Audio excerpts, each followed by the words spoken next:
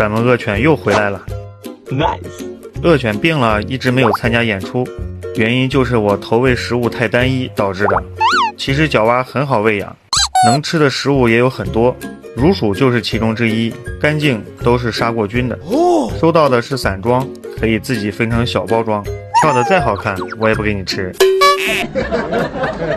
如果你害怕老鼠，也可以选择泥鳅，去掉头后喂，也可以养一群小金鱼，一次一条，喂之前高锰酸钾来1滴。嘿，倒多了。